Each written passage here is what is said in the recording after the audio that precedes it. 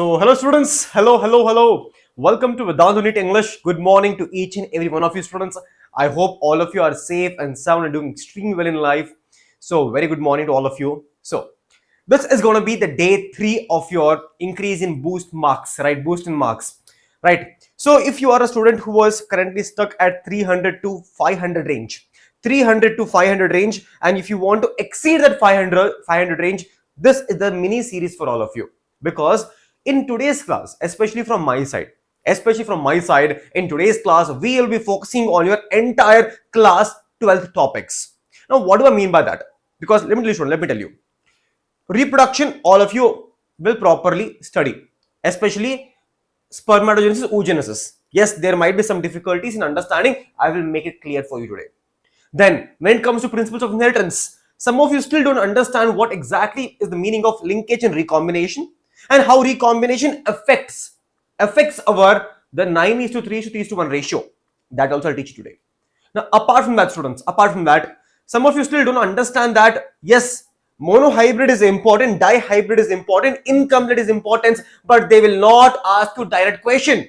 There will be never a question telling that what is the phenotypic ratio of monohybrid, what is the genotypic ratio of your dihybrid, phenotypic ratio of dihybrid, never.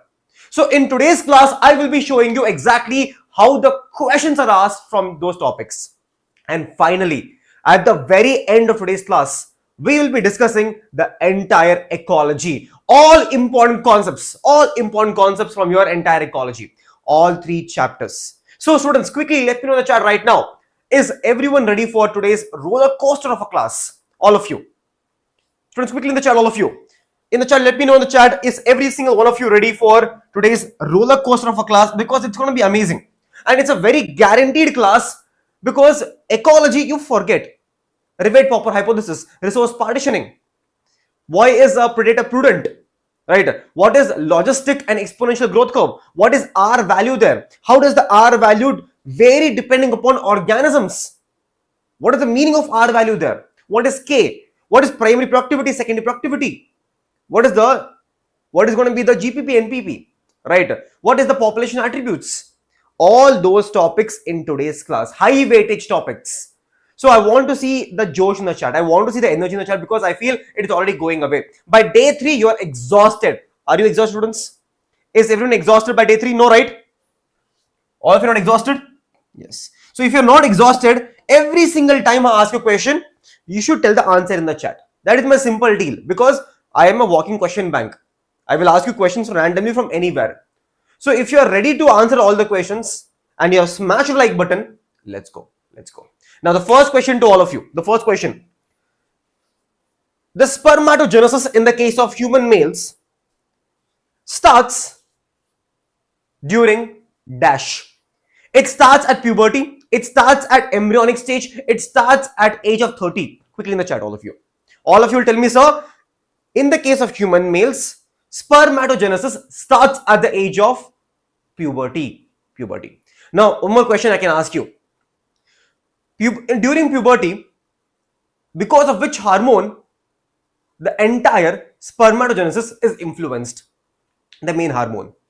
You will tell me, sir, initially it is going to be GnRH, gonadotropin releasing hormone. Initially it is going to be GnRH, and which will stimulate 2 gonadotropins, LH and FSH. Now I can ask you a question. What does LH act on? What does luteinizing hormone act on? You will tell me, sir, luteinizing hormone will act on Leydig cells, and Leydig cells will eventually produce the androgen, that is testosterone here. Now what about FSH, follicle stimulating hormone?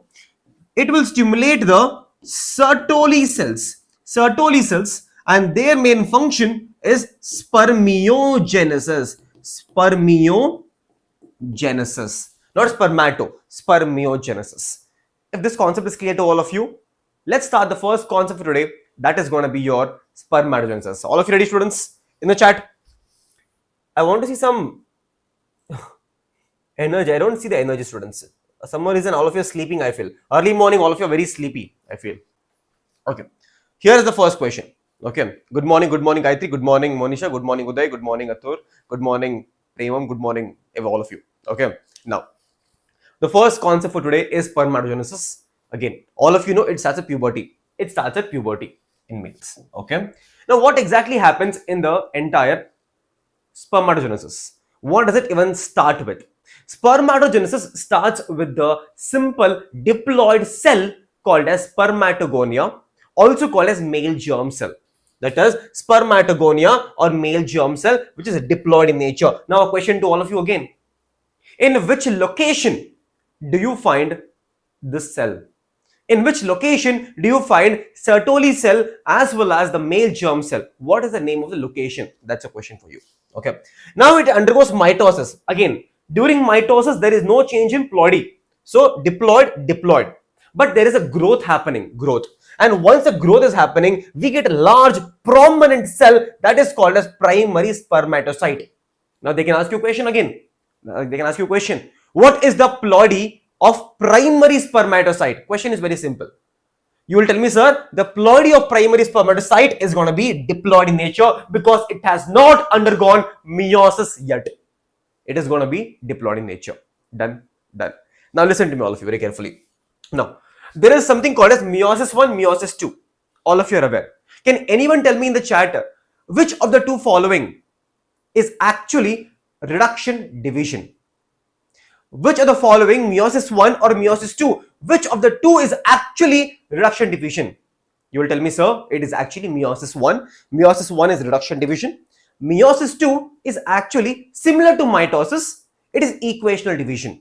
That concept has to be clear in the head. Okay. Now, students. Now, meiosis 1, understand. Once meiosis 1 happens, one diploid cell will divide into two haploid cells. So, if they ask you the question, what is the ploidy of secondary spermatocyte? What is the ploidy of secondary spermatocyte? You're supposed to say, sir, it is going to be completely haploid in nature. Secondary spermatocyte is going to be haploid in nature. Now, that is meiosis 1. Now, all of you know there is meiosis 1, meiosis 2. So, secondary spermatocyte now undergoes meiosis 2. Meiosis 2. Now, from each cell, you will get two cells. From this cell, two cells. So, in total, we get 4 cells, and these 4 cells, all of them are currently haploid, and they are called as spermatids. They're called as spermatids. Now, let me ask all of you one more question. Do these spermatids look anything like sperms? Do they look like sperms in any angle? You're like, no, sir. It does not. It does not. It does not. So, we have to make sure it undergoes one more process now. That is called as spermiogenesis. Again, a question to all of you. Which particular hormone, right, is responsible for spermiogenesis? Quickly in the chat, all of you. Quickly in the chat. Okay. Now, spermiogenesis, where spermatid are finally converted to the spermatozoa or the sperm. Now, they look like sperm. They look like sperm right now. Now, a question arises. Is the sperm released directly right now? Like go, shoo? No. We can't do that. All the sperms are actually right now, the head of the sperm is embedded in the nurse cell. The head of the sperm is embedded in the Sertoli cell, also called as the nurse cell. Also called as the nurse cell right now. Now what happens? Now all of you are aware. Nurse cell is found inside where? It is found inside the seminiferous tubule. The Sertoli cell as well as the male germ cell, they are found inside the seminiferous tubule. Right? Now what happens is, all the sperm whose head is embedded in the Sertoli cell, they are now released from the seminiferous tubule. That is, released from the seminiferous tubule. The process is called as spermiation. Now again, entire thing is called as spermatogenesis. Primary spermatocyte, secondary spermatocyte, spermatid, spermiogenesis, spermiation. Now, let me ask all of you one simple thing. Can every single student of mine tell the difference between spermatogenesis, spermiogenesis, spermiation, insemination? If you can, fire emoji in the chat to let me know. Yes, sir, we are super amazing now. We know all the difference. Spermiation, insemination, spermiogenesis, spermatogenesis. Done. All of you in the chat. And with that, the entire The thing is over. See, can all of you see here? The head is embedded in the Sertoli cells here inside the seminiferous tubule. Now it is released from here. That is called as spermiation. Now, here is a single question for all of you. Let's see who can tell the answer to this question.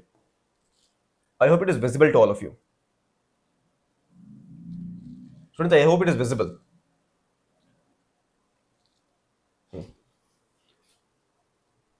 The release of sperm from seminiferous tubule. The release of sperm from the seminiferous tubule is called as spermiation. Okay. Statement number 2. Spermiogenesis is the process of formation of sperm from spermatogonia. All of you, quickly in the chat. All of you, quickly in the students, answer in the chat quickly. And all of you smash the like button first of all. Spermiogenesis. Spermiogenesis is the process of formation of sperm from spermatogonia. Is it spermatogonia or is it spermatid, students? Quickly in the chat. Your statement number 1 is correct. Yes, it makes sense. But statement number 2 is going to be wrong because it cannot be spermatogonia. It has to be spermatid. Spermatid to spermatozoa is called as your spermiogenesis. You learned right here. You learned it right here. It is going to be spermatid into your spermatozoa. That is spermiogenesis, not spermatozoa. Clear, students? Clear. Now can we start with oogenesis now, students? All of you. Can we start with oogenesis right now? All of you. Quickly in the chat. Both are not correct, Chandru. Chandru, both are not correct. Option number, statement number 2 was wrong. Now, students, can we start now with oogenesis? All of you. Quickly in the chat. Friends, all of you breakfast done, no? Don't, or you're eating the breakfast and starting eating the breakfast and watching the lecture. All of you had breakfast and came right nicely. All of you ate breakfast. Breakfast is very important. If you do not eat breakfast, this energy will not come. Okay. All of you had breakfast? No. Nicely ate breakfast. What did you eat, all of you? See, I always like to ask, what did you eat? Because I want to compare what is done in my house and what is done in your house. All right, what did you eat, all of you? See, I ate nicely some parotas. Nice parota I have eaten. Lots of carbohydrates, lots of gluten. I am set. Okay. Nice. Now only woke up. Students, it's 10 o'clock. Who wakes up at 10 o'clock? I am up from 6 o'clock. Start now. Let's start oogenesis now. Again, a question arises here. Okay. Oogenesis starts at which stage? See, we learned that the entire spermatogenesis starts at the puberty, but oogenesis starts at the embryonic stage. Okay.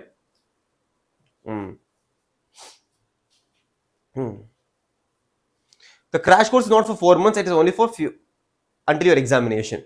Those sambar, nice. Okay.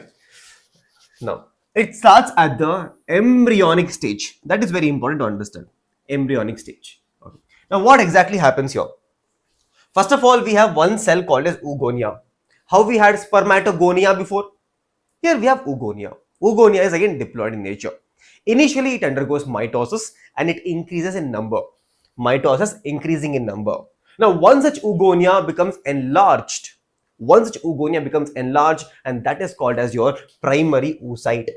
There we had primary spermatocyte, right? Here we have primary oocyte. Now, this primary oocyte now starts to undergo meiosis 1. Why do I say start? Because it does not finish. It's like no mood. I do not have mood today. I'm like, you do whatever you want, I will stop. Okay. So this entire meiosis 1 is suspended. It is suspended at prophase 1 diplotin stage. Stop it. Now what happens? This entire thing is at embryonic stage. Then there is a childbirth, childhood, puberty. Now.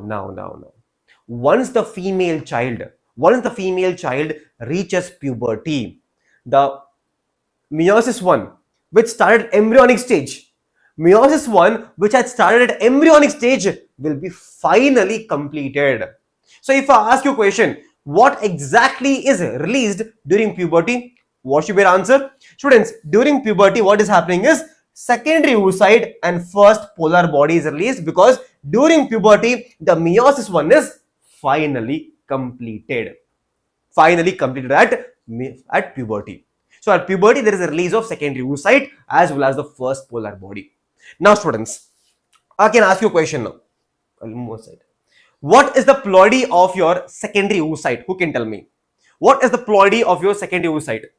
Quickly in the chat, who can tell me? Quickly. What is the ploidy of your secondary oocyte?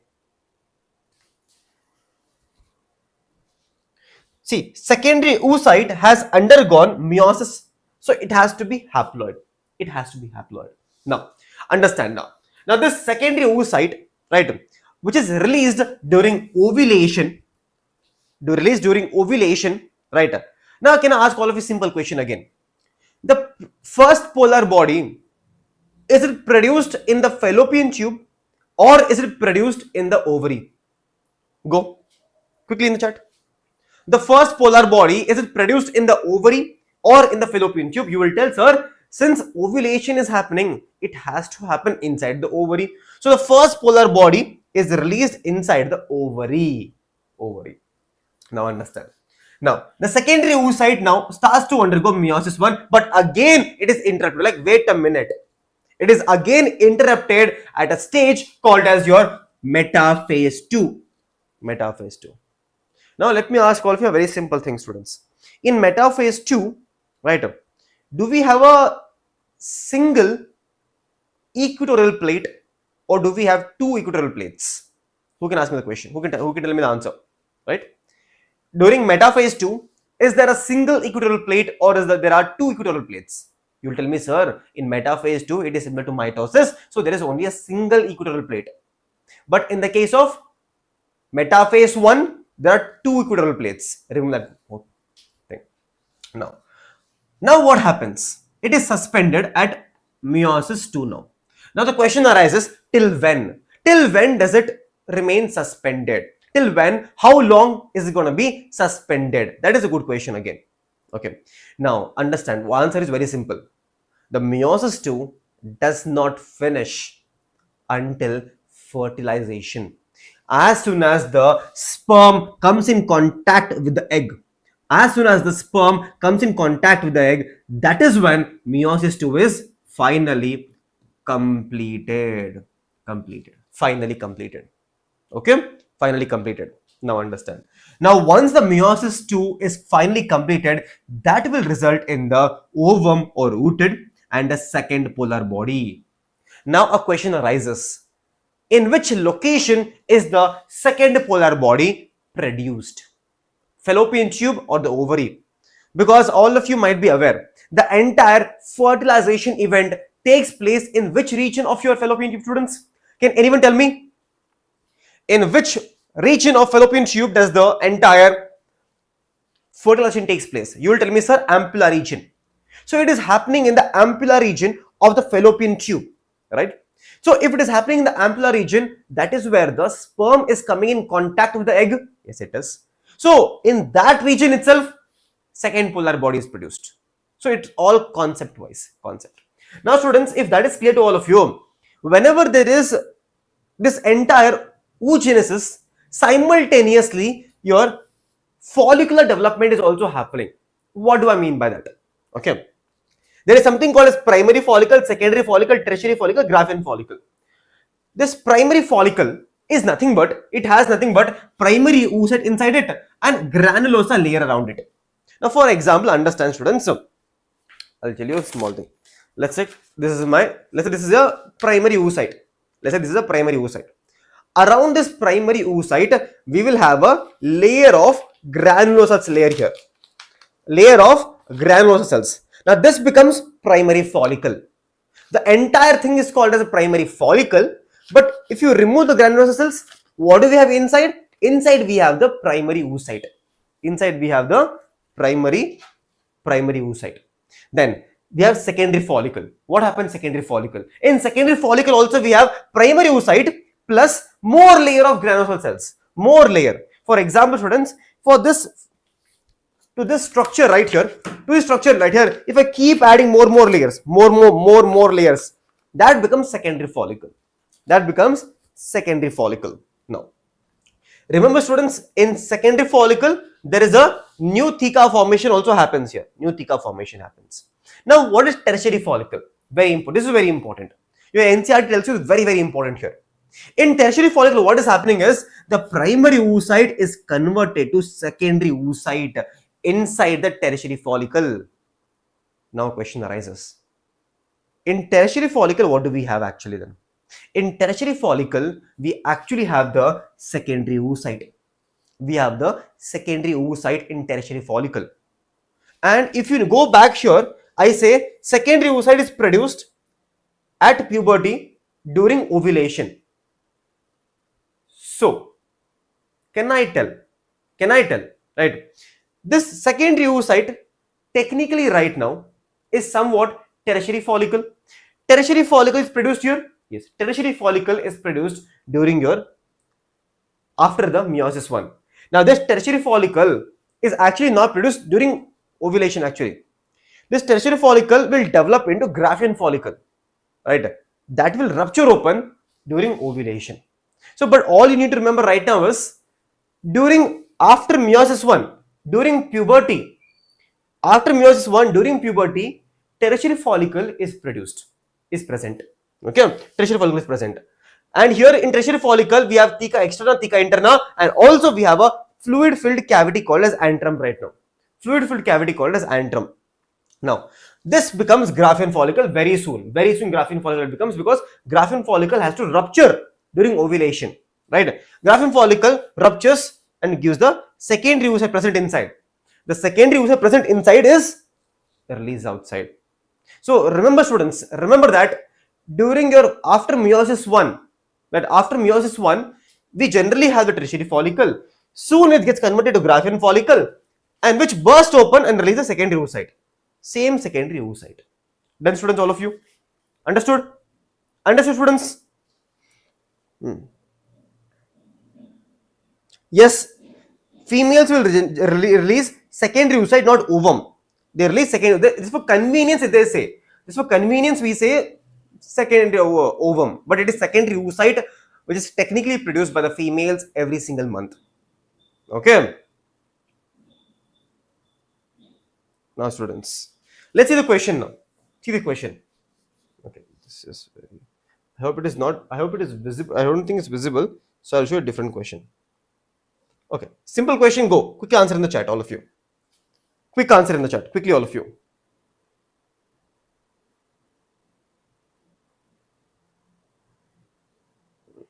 Quick answers.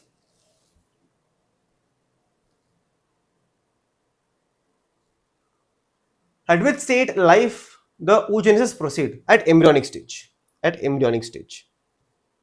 Look at this question.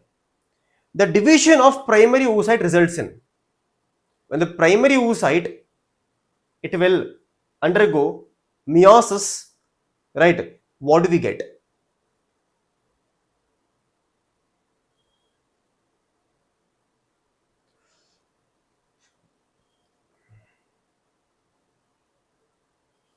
Quick answers, students, quick answers.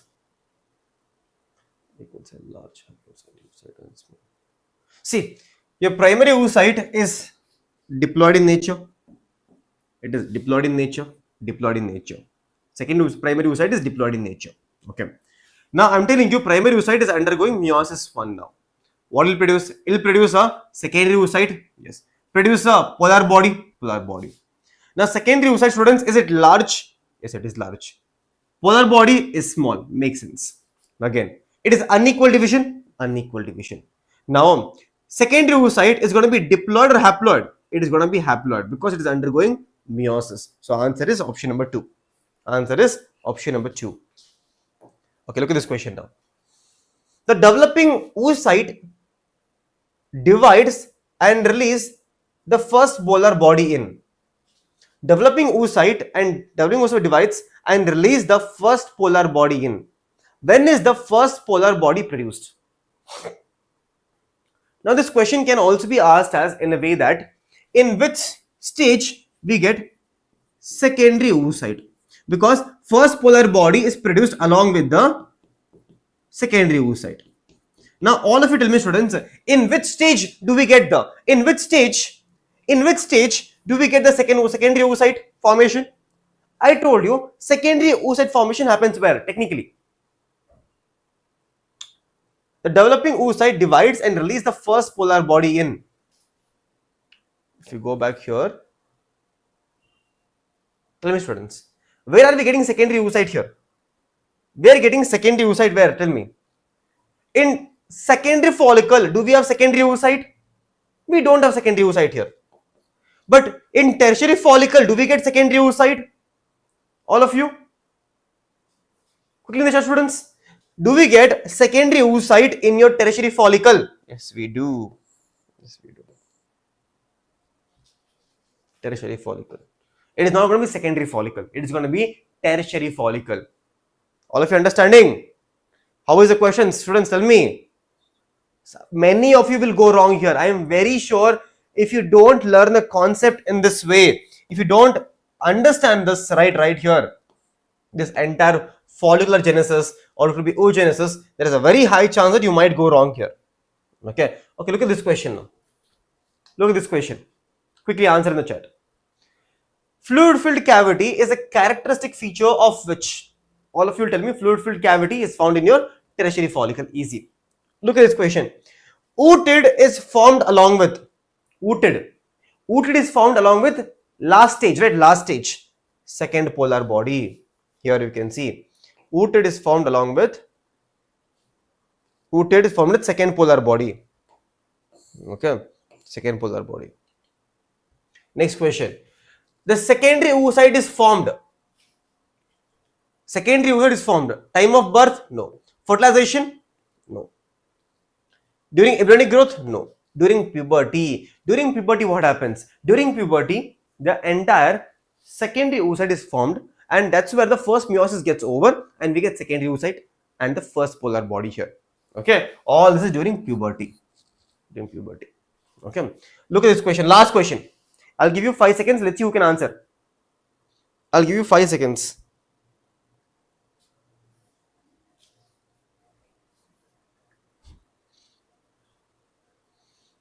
Okay, take 10 seconds. Take your time and answer.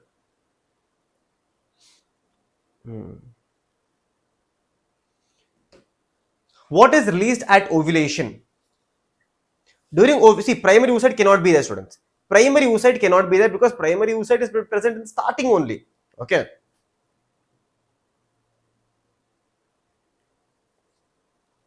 What is the answer?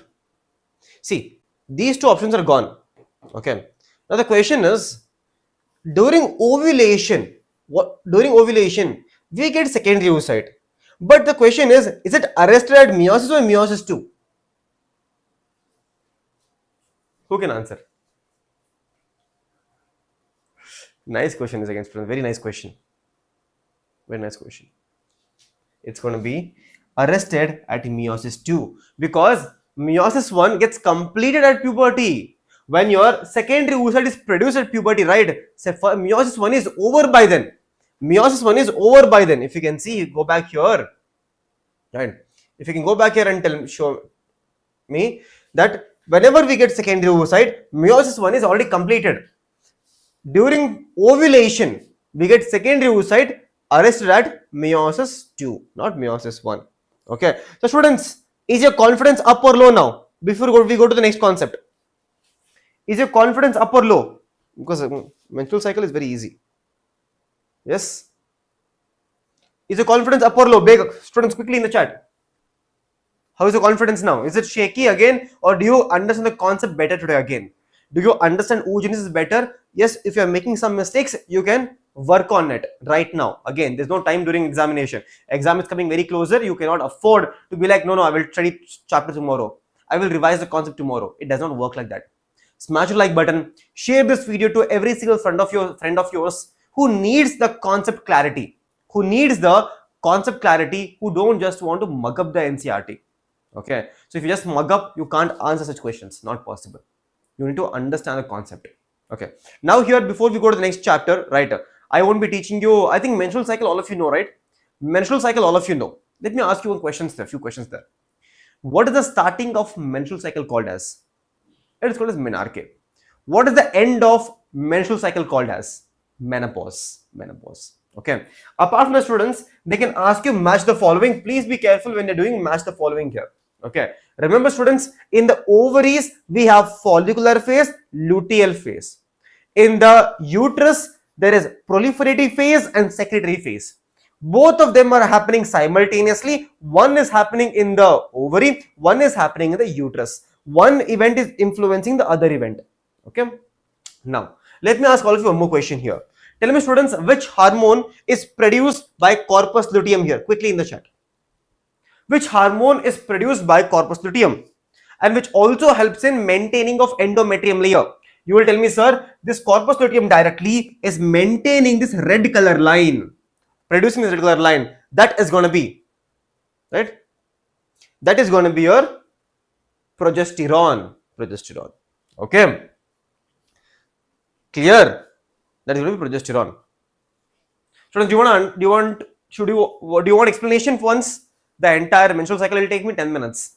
10 minutes, I will explain it in such a way that you will never forget again. Do you want explanation? Proper explanation you want once? 10 minutes I will take and I will explain your entire menstrual cycle if you want. If you want. I have no notes for it. I will explain from my memory. There is no notes. All you need to do is listen to my concept, understand the concept and take away the concept. There is no notes here to mug up. Okay? Can we start, students? Can we start? I don't have any notes for all of you. I will teach you the concept. I'll just teach you the concept here once. Okay? All of you quickly smash the like button first of all. Smash the like button. If you want menstrual cycle, smash the like button. Okay? Now, I will explain 10 minutes. Listen to me very carefully the concept. I want everyone to focus to the words which I'm saying. I will try to talk as slow as possible and as clearly as possible so all of you can understand better. Okay, let's start. Now, the first thing, menstrual cycle happens in your mammals. True. It mainly happens in the female primates, not in non-primates. In non-primates, we have estrous cycle, but menstrual cycle happens only in the case of primates, female primates. Okay. Now, next thing, starting is called as menarche, stopping is called as menopause. Starting happens at the age of 12 to 14 and stopping happens at the age of 50 to 55 years old. Okay. Now if you look at the entire menstrual cycle, there are multiple hormones involved and there are two locations where this entire thing takes place. Now, what are two types of hormones? The first type of hormones are called as pituitary hormones right here. The second type of hormones are called as the ovarian hormones. So that's why they say during menstrual cycle, the females has an increased levels of a lot of hormones. Even before the ovulation, do you see that there's increase in hormone, decrease in hormone, increase and decrease in hormones during menstrual cycle. Now, let's go to the first question right here, right? First of all, what happens? Understand. If you look at the pituitary hormones, can anyone tell me which of the following line is on the top right now? Is the red line on top or blue line on the top? First of all, tell me. Every one of you, every single one of you. Tell me, students, which line is on the top right now?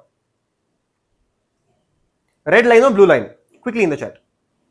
You will tell me, sir, the red line is on top right now.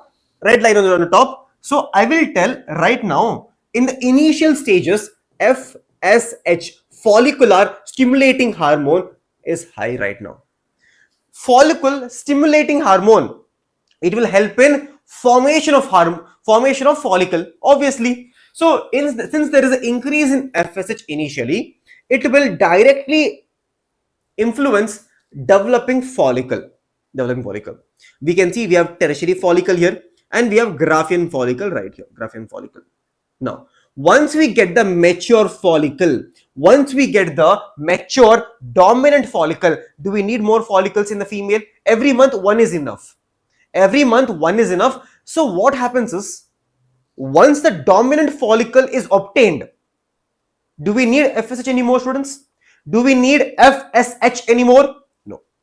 When I say we, we say females, right? So can you see there's a decline in FSH eventually? Decline in FSH eventually here. Now understand. Now this mature follicle will influence the ovarian hormone release, that is called as estrogen. Now all of you can see, because of the mature follicle, there is an increase in the estrogen, and this estrogen will influence the development of endometrium layer. The endometrium layer becomes thicker and thicker and thicker. The piling of endometrium happens, which is ready for implantation or fertilization, and that is mainly done by the estrogen right here. Estrogen, increasing levels of estrogen happening. Done. Okay. Now that is the first entire event. Now this is happening between day 5 to day 14. Before 14 it is happening. Before that there is a bleeding stage. Okay. Now what happens? Students? Now some things I'm not teaching you, such as your why the decrease happening. Decrease of FH is happening because of the negative feedback mechanism, or they don't require, or involvement of inhibin not required. Okay. Now what happens at the 14th day?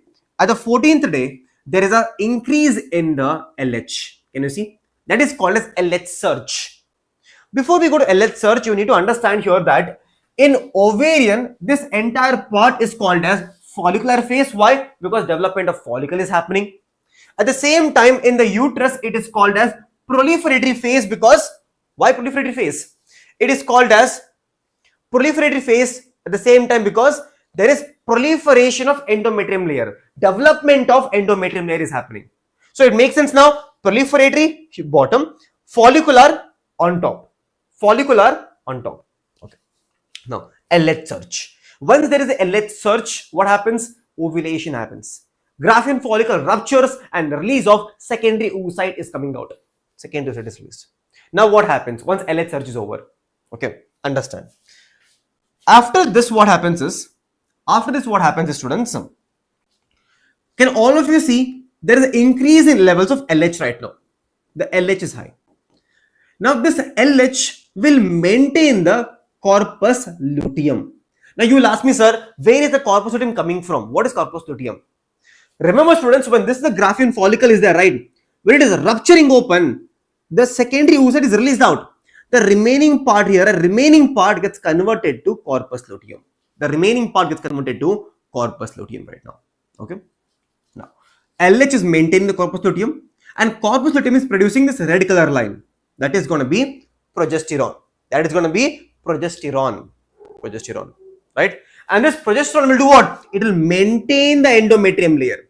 Now, if I ask you a question, which hormone is responsible for formation of endometrium layer? Estrogen. Maintaining the endometrium layer? Progesterone. Maintaining endometrium layer? Progesterone. Formation? Estrogen.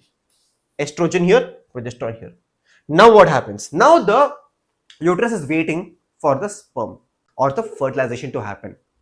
If there is fertilization, then there will be something called as your zygote formation, cleavage, formation of the blastocyst, and goes on.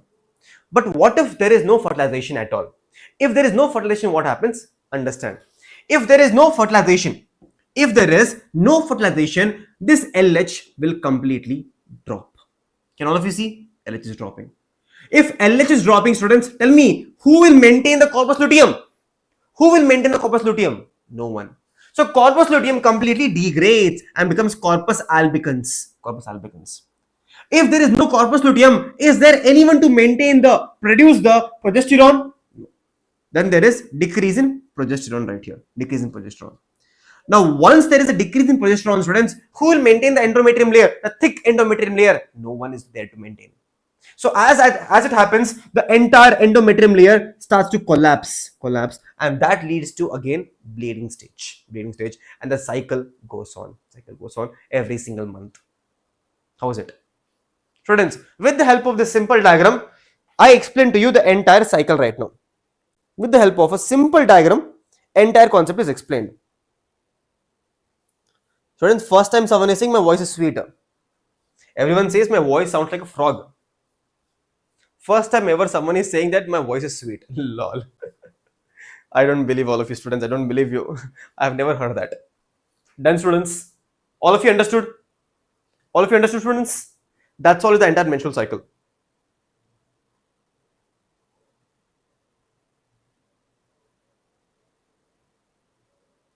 Yes, even estrogen does it, but the main function of estrogen right here is to formation of endometrium layer. Okay. Done, students? Now, here I can't ask you much questions here. Now, can anyone tell me what does this trophoblast develop into? Trophoblast develops into the placenta eventually because of the chorionic villi. What happens to this inner cell mass, students? This inner cell mass gets converted into what? Inner cell mass gets converted into, students, to what? Tell me. Into the embryo sac. So not embryo. Embryo sac is your plant's embryo. Develops into the entire embryo. Okay. Done. Students, I have a question in front of the board. Let's see who can answer. Is it visible, students? I'm so sorry if it's not visible. I'm so sorry if it is not very visible. I'll read for you. If you can answer, you answer. I'll try to focus the camera one more time. If it does not happen, don't scold me.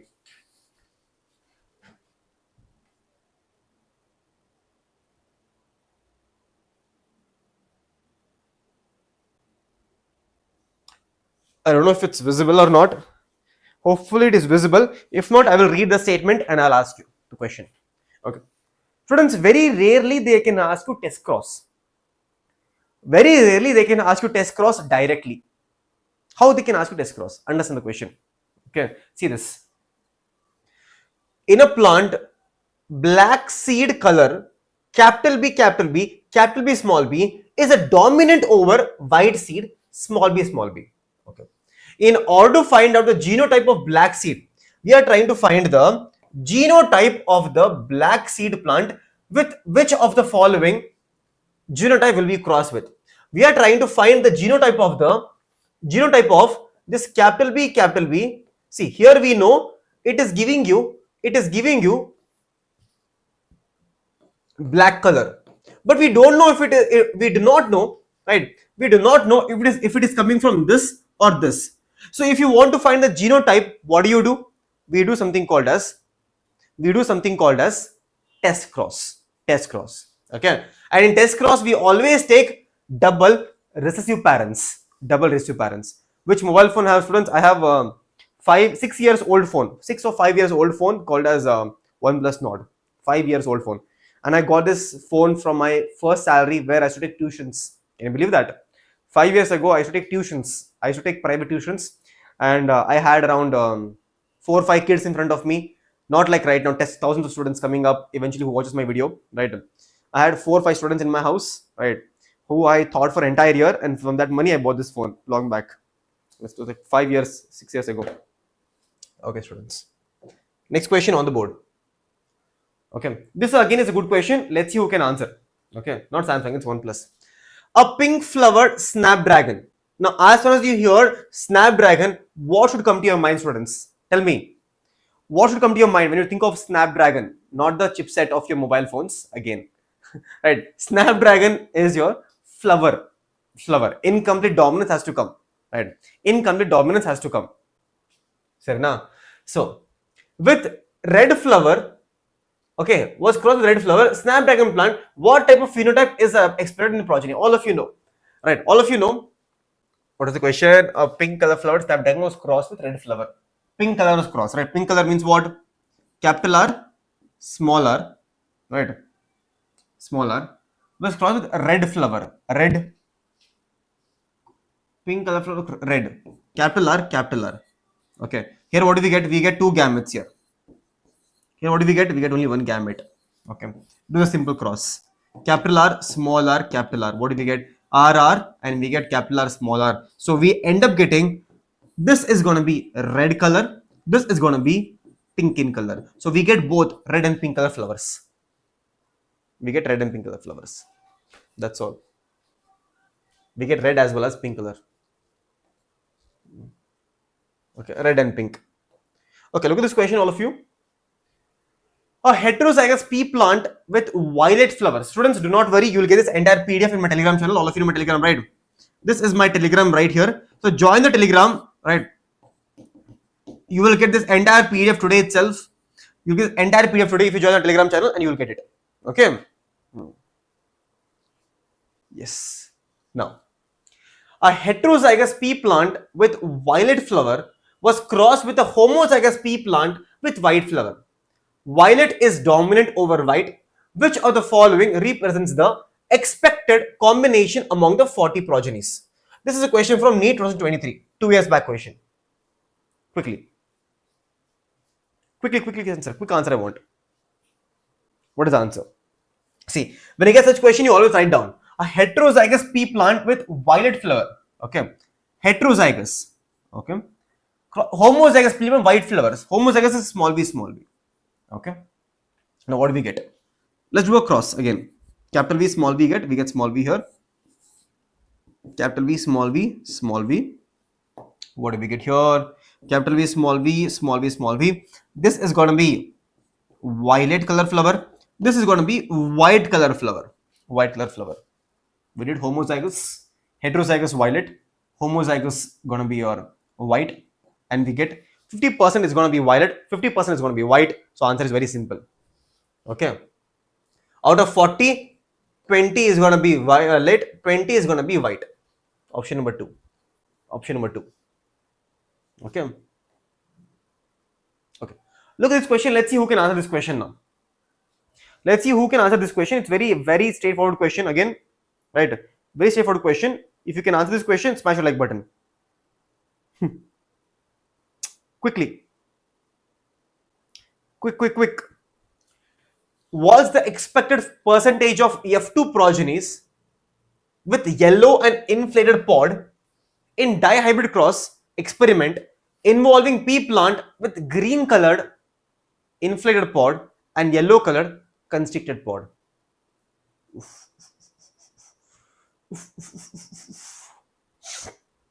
What is the answer? Now, how do you solve such questions? Understand. How do you solve such questions? First of all of you know this simple chart, right? Now, when we take seed color and seed shape, can anyone tell me what is the dihybrid ratio?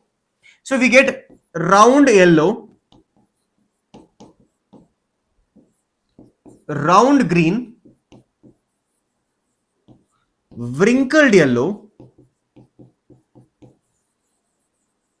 and we get wrinkled green. 9:3:3:1 ratio we get this ratio right here. Okay, right? When we take seed shape and seed color, example given in your NCERT, but right now the example given in your this question is from your pod shape and pod color. So what do we get? We can get inflated green, that is going to be dominant, inflated yellow, constricted green, constricted yellow. I'll repeat again. Same concept you have to apply and get this ratio. So what can we do first? See, round yellow, round green. Generally what we do is round yellow, round green, wrinkled yellow and wrinkled green. So what do we get right now? Inflated green, inflated yellow, constricted green, constricted yellow.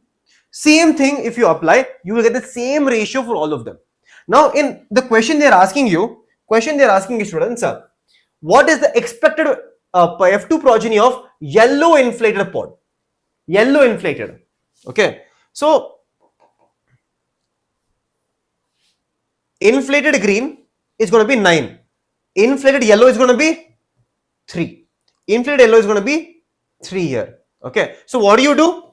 We know expected progeny is 3.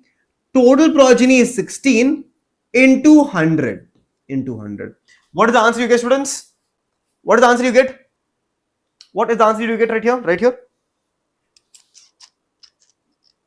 3 divided by 16 into 100. That is 18.75.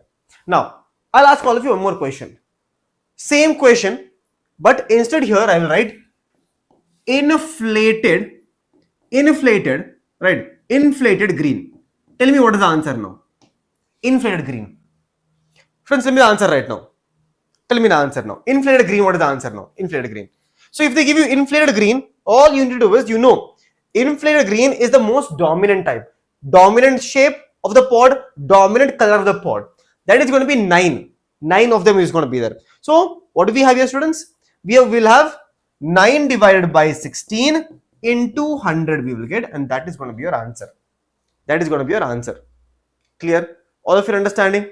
All of your understanding, students? Tell me yes or no in the chat. 9 divided by 16 into 100, that is 56. This is given anywhere? It is given. In that case, 56 is the answer. Understood? Understood. Right. So that's questions you need to solve and get understand. See, they'll not ask you easy questions. Students, in your examination, they will never ask you what is the dihybrid cross, what is the ratio of phenotypic ratio of dihybrid cross. Never. They will ask you such questions. Okay. Now, students, are you ready for chromosomal? No. Are you ready for linkage and recombination? Very important concept. Ready, all of you? Ready? Linkage and recombination. Now here I will teach you one amazing concept of why 9:3:3:1 ratio is not always obtained. How? I will explain you now. Ready, all of you? All of you know, right? 9:3:1 ratio is a phenotypic ratio in a dihybrid. Mendel was lucky. That is why he got that ratio. But in reality, that ratio is not always obtained. It is not always obtained. I will tell you why it is not always obtained now. Can we start, students? Can we start? Yes?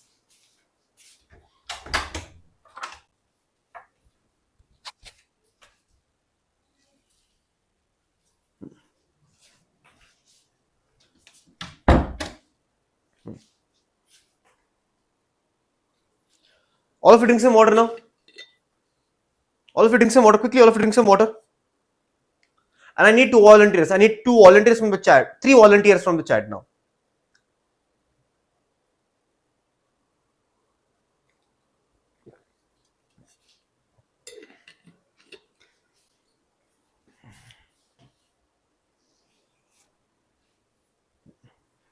Quickly, students, quickly. Linkage and recombination. Understand.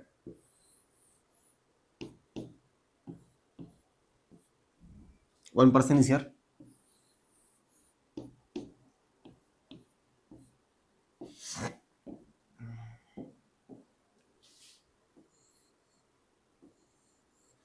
Okay.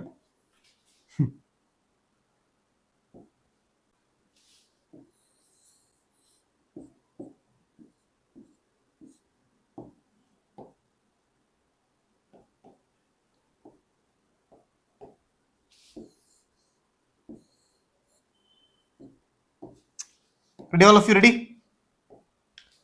Ready? Okay. Okay.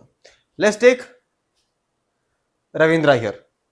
This is Ravindra. Okay, Ravindra is here. Let's take agent G. This is agent. Don't worry about the change in this thing, so don't worry. Okay. Let's take Bharati here.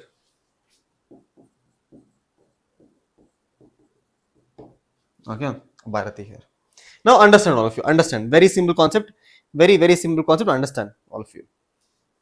Now, here what is happening here is Ravindra and agent, both of them are BFF. Ravindra and your agent, both of them are BFF. Okay, best friends forever. Okay, if they are BFF, between them is the bond strong or bond weak? You tell me. Two friends BFF, obviously the bond is very strong. So between them, students, between them, linkage is going to be very high. Will they fight a lot? Not really. Not really. They'll not fight. Recombination is going to be very low. Okay. Now, what about Ravindra and Bharati? They are, let's say, for them some old janma some dosha is there. They can't get along very well. Okay. For between them, there's always one fight is happening. Why you take my eraser? Why you take my phone? Why you take my answer sheet in exam? There are some fight going on. Okay. So between them, linkage is very low. Will they fight? Yes, they will fight. And recombination is going to be very high. So can I tell from this statement, both of them are somewhat inversely proportional to each other. If something is very high, other one is low. Now I will give them one more names. Okay, I will call this person Ravindra as A, Agent as B, and Bharati as C right now. Now we will try to represent this all the three characters on a chromosome now. Okay. Now for example, this is a chromosome right here. Let's say I have a chromosome right here. On this chromosome right here, students, I have, let's say, gene A here, gene B, and gene C here. Gene A, gene B, and gene C. Now what is linkage? Linkage is nothing but physical association of genes. Physical association of genes on a chromosome is called as linkage. Now all of you tell me, students, in the chat, between A and B, that is gene A and gene B, between them linkage is high or low? Tell me, students, quickly in the chat. Between them, between A and B, linkage is high or low? Quickly tell me, students. Linkage is very high because they are very close to each other. The two genes are very tightly linked, very tightly linked. Will the crossing over happen easily? Not over. Like, imagine, like, for example, I have, see, this is your favorite book always in my room. Okay, let's say I have these two books right here, very close to each other. Can I bend them easily and can I bring this part here? Not possible. When they are very close to each other, linkage is very high. Crossing over cannot happen. Very less variation. You will not get variation only. Okay, and they are called as tightly linked. Now what about gene A and gene C? What about gene A and gene C? They are far from each other. They are very far from each other. Are they linked tightly? No, they are linked very loosely. Will they fight? Yes, they will fight. Recombination is going to be very high. So will there be crossing over? Yes, there will be crossing over. Will there be variations? Yes, there will be variation. Now, if you understood this topic, let me show you the diagram given in your NCERT. Before we go here, see this. On this chromosome, two genes are very close to each other and they are linked. This is what was studied by Mendel. Okay. Sorry. This was studied by Mendel. Right, Mendel. That is not linked genes. Right. When two genes, let's say they are in two different chromosomes, they are not linked.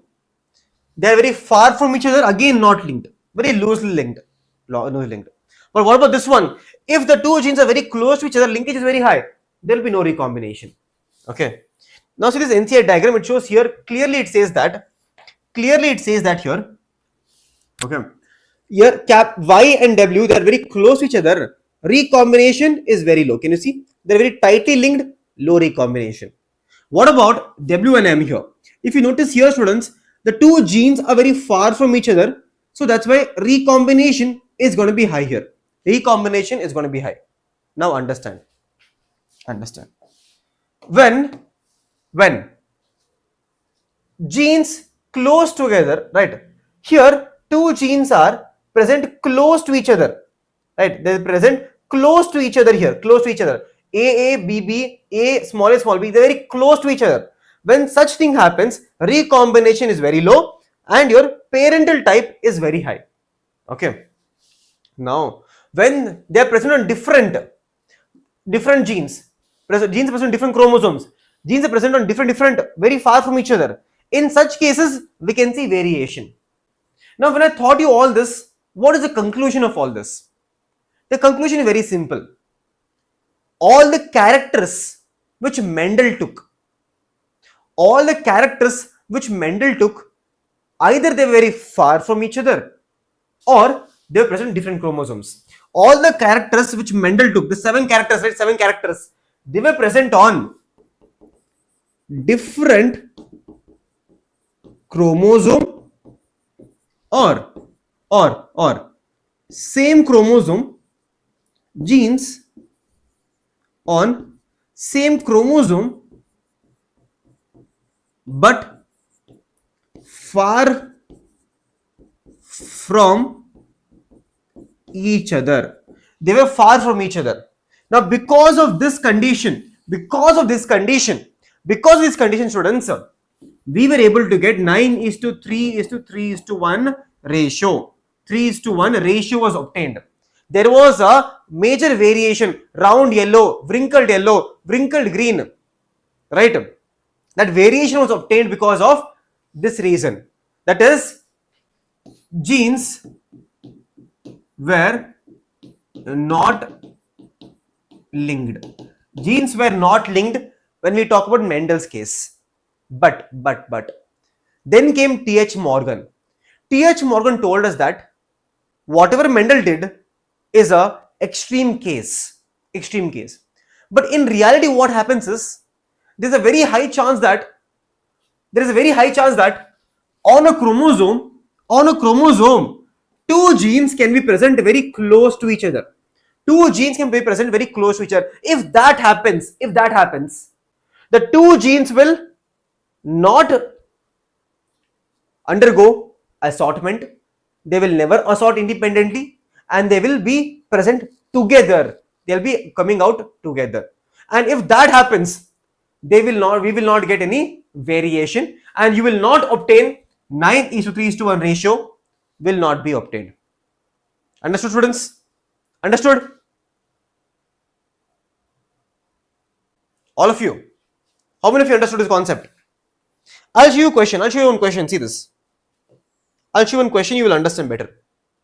See this question. Mendel's law of independent assortment does not hold good for genes that are located closely on the same chromosome. Obviously, if they are present very close to each other, if the two genes are very close to each other, Mendel's thing is not functioning at all. Mendel's says that Mendel's 9:3:1 ratio will only be applicable when they are very far from each other, right? If they are very close to each other, if the two genes are very close to each other, Mendel's 9:3:1 ratio will not be obtained. We will never get that. See the reason. Closely associated genes assort independently, students? Absolutely not. If the genes are very close to each other, they will assort dependently or together. Itself. They will never go independently. If the two genes are very close to each other, they will assort together, not separately. So this reason becomes wrong, assertion becomes right. Understood, all of you? Understood? So if the two genes are very close to each other, imagine, students, very simple trick, right? You're going on a picnic, right? With your class, in your class, all of you have to sit in the bus now to go to a picnic, right? Will you sit with your best friend in the same seat, or will your best friend sit one is sitting in the first seat, you will sit in the last seat? No. What will you do? In a picnic, both of you and your best friend will sit together throughout the journey. So two genes which are very close to each other will go together. They will not assort. Together. Okay, they will go together only. All of you understood?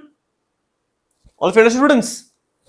Tell me yes or no. It's a very good genetics concept. If you master this concept right, you will understand the better way of genetics. Okay? I will sit in conductor seat. Now, in that case, conductor is your best friend. You sit with conductor only. Okay? Now, what is pleiotropy? Very simple question. Pleiotropy, very simple question. Right? Pleiotropy has been asked multiple times. I have always told you pleiotropy is like a mother. She will do all the work in the world. Mother will do all the work in the world. Tell me yes or no. She will do all the work. Yes. One mother, all work. Pleiotropy is like that. What is pleiotropy? We have a single gene will do multiple expression. The example of your pleiotropy is phenylketonuria. Phenylketonuria is an example. Okay. Phenylketonuria is the example. Okay. Now, let's see who can answer this question now. Quick answer.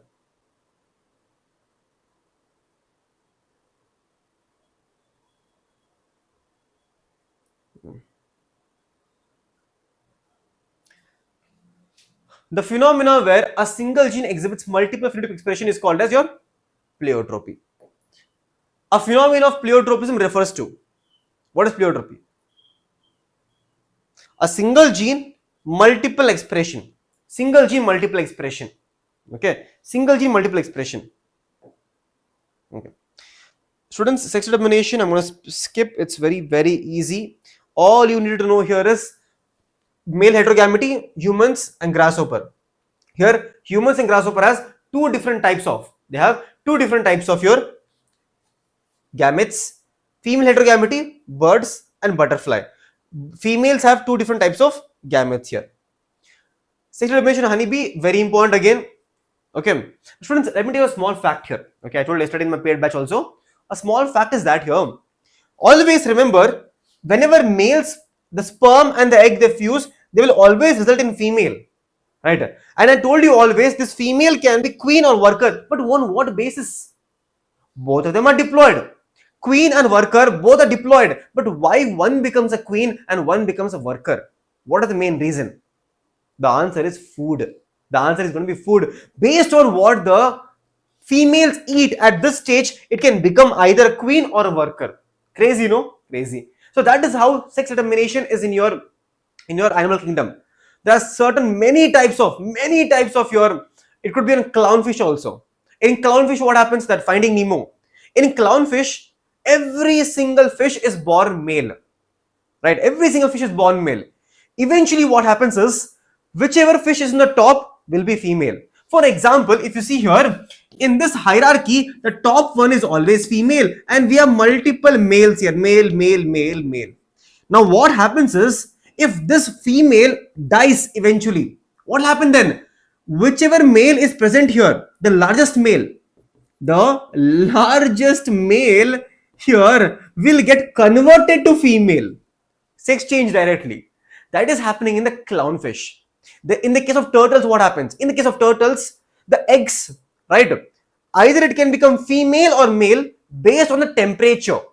So, animal kingdom is very, what do I say? Amazingly diverse, right? So, it happens here also. In the case of your honeybee, queen or worker can become based on what food they eat. Do they get royal nectar? Then they become queen, royal nectar. Okay.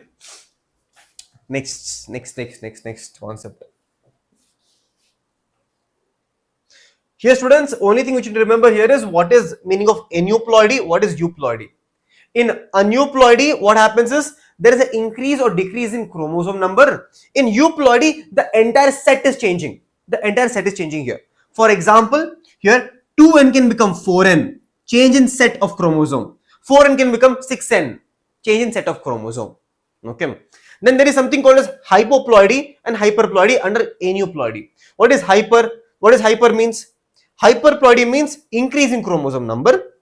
Hypo means decrease in chromosome number. Turner syndrome. Here, Klinefelter syndrome or Down syndrome. Increase in number of chromosomes. Remember that. Okay.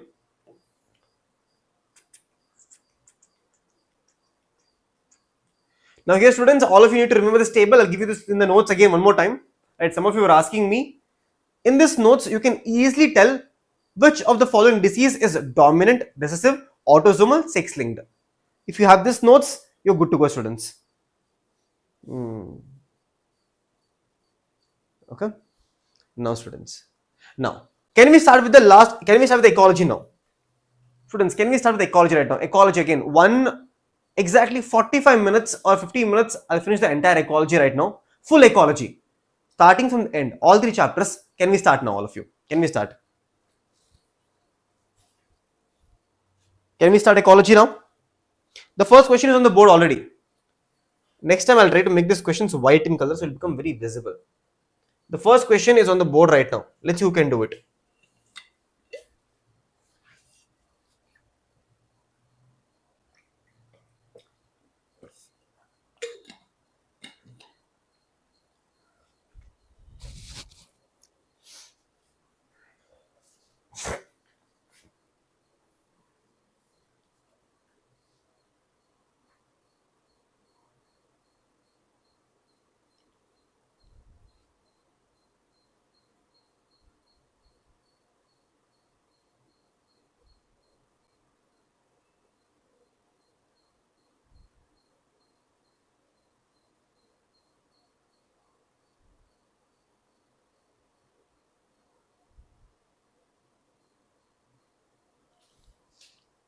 Can we start, students? Ecology now.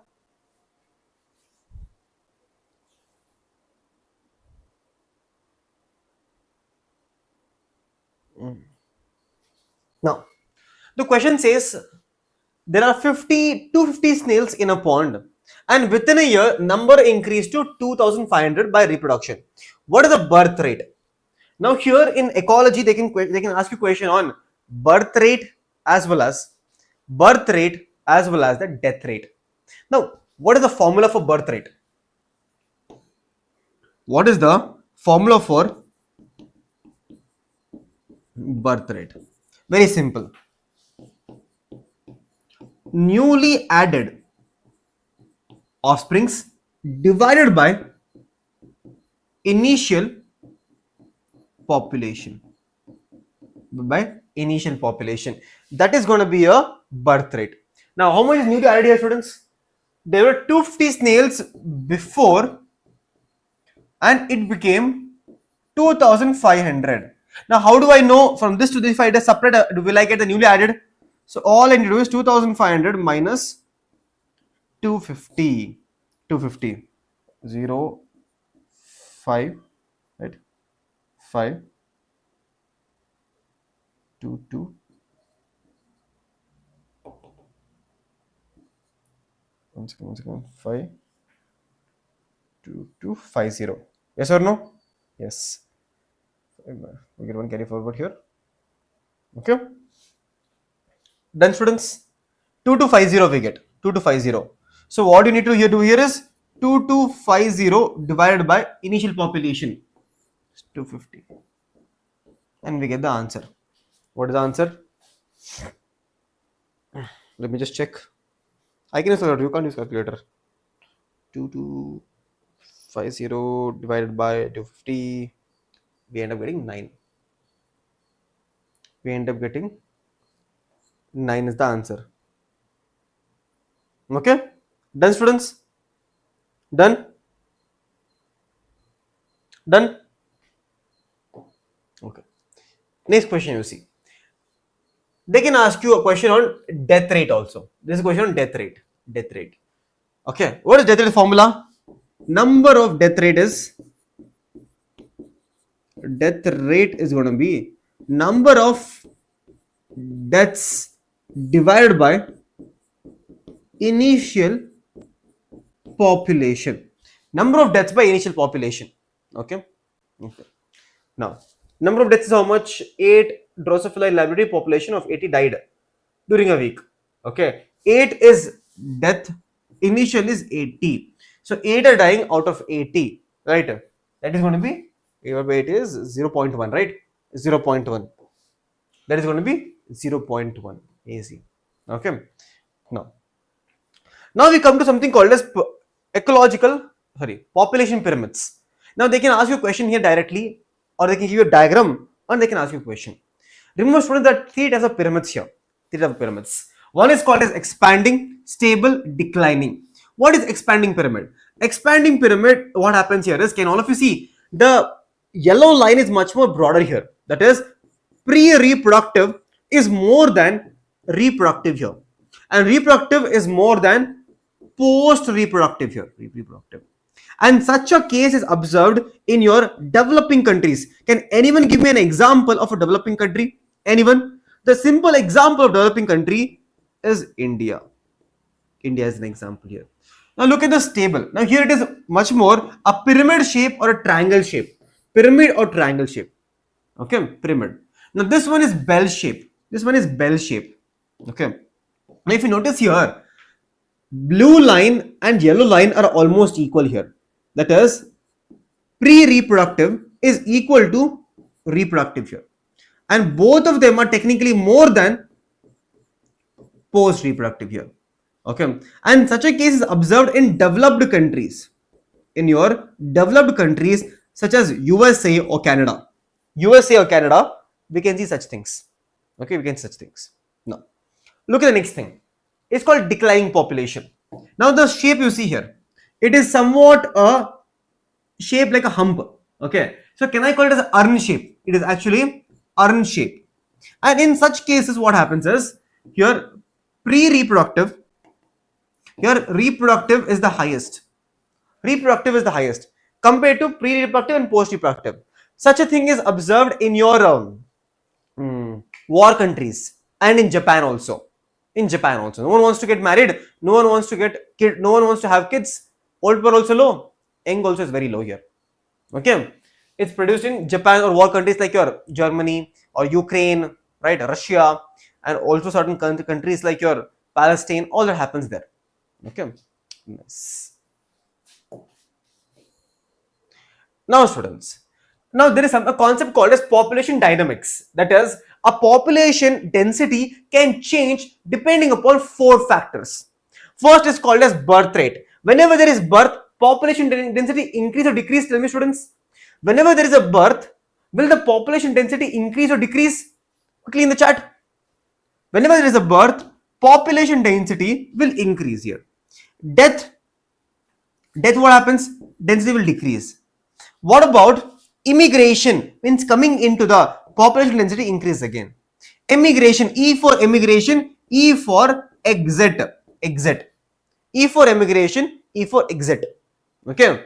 Now, again, decrease in population. This is called population dynamics. They can ask you a question here. Right. See, mortality is birth. That's not death. Death. Natality is birth. Birth, it is happening, increasing. Mortality, death, it is dying. Immigration, decreasing. Immigration, increasing. Look at this question. It's a NEET 2020 question. Let's see who can answer this question now quickly. This is that they can ask you such easy questions. They can ask you easy questions. They can ask you, all of you. Who can tell me the answer to this question now? Very easy it is.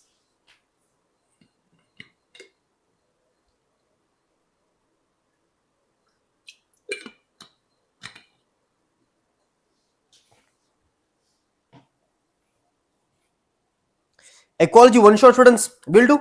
Don't worry.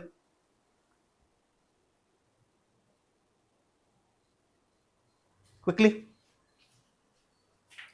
Impact of immigration on population density is impact of immigration. I told you, immigration means increase happening. Increase happening. Positive. Okay. Now, students, how many of you struggle to understand what exactly is R here? Tell me honestly in the chat. What is R here? And what is going to be the K here? What is the meaning of logistic? What is the meaning of exponential? So to explain this, I need one volunteer in from the chat. First, one volunteer. Quickly. I need one volunteer from the chat. Quickly, students. One volunteer from the chat. Very easy. It is very easy to understand. I'll teach you in such a way that you will understand very well. Nothing to worry after that. Okay. One volunteer I want. Okay, quickly. Let's take whom I have not taken before. Okay. Let's take Sangeeta only. Okay, let's take Sangeeta. Okay. Very simple. Let's say tomorrow is Sangeeta's birthday. Let's say happy birthday, advance happy birthday. Okay. Let's say tomorrow is Sangeeta's birthday. Okay, birthday. She goes to her dad or mom, right? And she says, I want money for the birthday party. I want to have a birthday party. So give me some money. My friends are asking treat. Okay. So what does Sangeeta do? Sangeeta's dad do? Sangeeta's dad is Karodpati. Let's say Sangeeta's dad is Karodpati. Okay.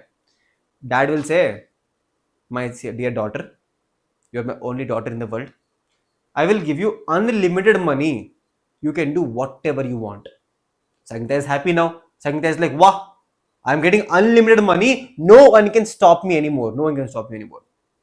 Such a case is called as exponential growth. Exponential growth. When there is exponential growth, right, no one is there to stop you. Ideal condition.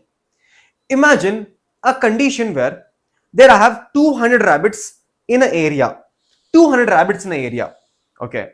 Now to this 200 rabbits, I am giving unlimited space and unlimited money. Unlimited space and unlimited money I am giving to these rabbits. Will the population increase or decrease? Tell me, students in the chat. All of you.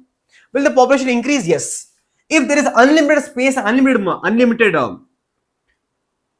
food, population will keep on increasing without any stop. Such a condition is called as exponential growth. Exponential growth. This one, exponential growth. Now, I need one more volunteer now. Let's take me only for example. Okay. When I was in 5th, when I was in 8th, okay, I went to my dad. Like, Dad, my birthday is coming. My friends are asking for a treat. Give me some money. Okay. Dad is like, wait a minute. He took 10 minutes. He went inside. Okay. Looked at the purse, nicely looked at the purse. After 10 minutes of asking me a question, who is coming to your birthday party? Okay. Are you any girl is coming to your birthday party? How many friends are going to be there? Where will you party? Full questions. After 10 minutes of questioning, 15 minutes of questioning, he gives me 50 rupees. You're like, enjoy, go enjoy, full party you do. I'm like, thank you so much. I'll buy one car in this. Okay. So he gives me 50 rupees and he's like, go enjoy. For me, 50 rupees was big deal still. 50 rupees is big deal. I went. The 50 rupees, obviously, I cannot give treat to the entire class. I can't give treat. I called my best friend, bro. Tomorrow, full party we'll do. What we do? We took 50 rupees. 3 friends we went. Okay. 3 friends we went. We went to Cake Palace. We bought an apple cake, one egg, veg puff, apple cake, one small juice. Full party. Now, in that case, in the second case, what happened? In the second case, was the resources limited? Tell me yes or no. See, for Sangeeta, unlimited money, full party everywhere. But for me, it was 50 rupees. For me, resources were very limited. Now, all of you tell me in the chat, which is the likely scenario to happen? Whenever your birthday is coming, will you get unlimited money or will you get a limited set of money? Tell me. Which is more logical? Which is more possible to happen? My case, right? My case. So that is such type of growth which happens in nature. Always, what is happening? Resources are limited. When resources are limited, right, we get something called as logistic growth. Here. This one, logistic growth. Again, students, in logistic growth, what is happening? In logistic growth, right, there was a limit. In 50 rupees, I cannot give treat to 50 people. I can if I give them 1 rupee eclairs. Okay, that is a different story. Okay, but not treat, right? There's a limit set there. The limit is called as your carrying capacity, like this. All of you see this line? Line is called as limit. Above this limit, I cannot cross because my budget is only 50 rupees. I cannot cross this budget. So the capacity called as K, also called as your carrying capacity here. Now, in this case, what is carrying capacity in nature? In terms of nature, it is how much of population of individuals can the nature even take. If you keep on reproducing, nature also become angry, it will cause earthquake, cause tsunami to decrease the population. So K is called as a carrying capacity. Okay. Now students, if you look at the equation for your logistic growth, it is dm by dt is equal to Rn, K minus N by K. Now, interesting to note here is that how is the graph even occurring? The graph here is very peculiar because here initially we can see a slow growth called as lag phase. Then there is a sudden increase that is called as exponential. Then there is a asymptote line. Is there. So lag, exponential, also called as your log, then asymptote, and then there is asymptote. Okay. Now understand. Now students, in this exponential, I told you there is something called as R value. I told you something called as R here.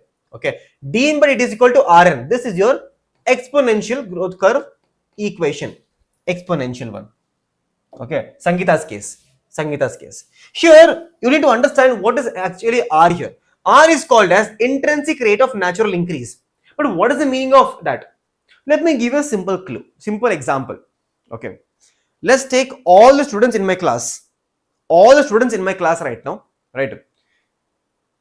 And all the students in the world. Let's take all the NEET aspirants. If I give all the NEET aspirants all the resources, all the free education, all the free test series, all the free mock papers, right? Even if I leak the paper also, right? Even if I leak the paper, tell me students, will every NEET aspirant still get rank 1? No, not possible. Because there are some students who will be like, even after getting everything, they're very lazy to work hard. Even if I give him the paper, NEET paper, he'll be like, still be like, I'll study later on. Right? Now that is called as your R value. R value will change depending upon the person to person, or here in this case, organism to organism. Because under ideal condition, even when there is unlimited resources, even when there is unlimited space, not all organisms will reproduce at the same rate. Some organisms, even in ideal condition, they'll still reproduce very slow. That is why we see for, for floor beetle, R value is around 0.12 because very high growth rate. Floor beetle will lay eggs. One floor beetle will release so many eggs and growth rate is fast. In the case of your Norway rat, it is 0.015. R value is very low. Why? Because in your Norway rat, reproduction rate is very low. Mammals, right? Mammals, it has to undergo a lot of process. So your R value is very low and the growth rate is also very low. So even if there is ideal condition, the R value will change organism to organism. Okay, here it says for humans it says R value is 0.025. I feel it is increased now, obviously, because reproduction rate is not moderate. It is reproduction rate is not, or growth rate is not moderate right now. It is very, very, very high right now. Okay, so R value would have gone up for sure. R value would have gone up now. It is not going to be your 0.0205. Okay, now students, they can also ask you this equation, the logistic growth exponential growth equation. That is, they can ask you what is N naught, what is E. E is what? Base of natural logarithm. What is R here? Same thing I told you. What is N naught? What is NT? So they can ask you all this also here. Okay. Now, see this question. Who can tell me the answer to this question now? Question on the board.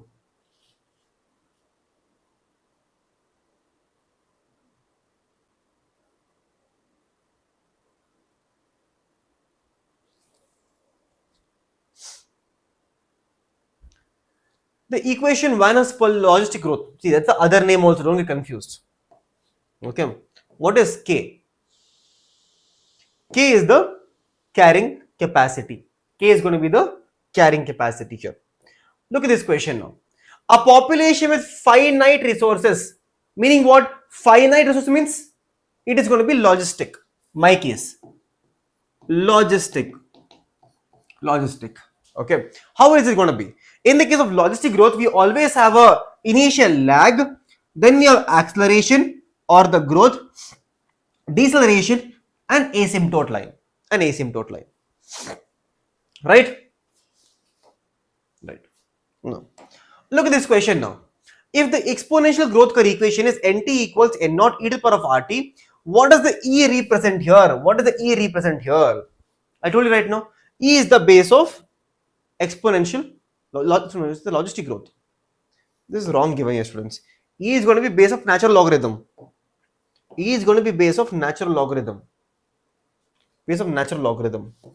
No. Natural logarithm. Okay.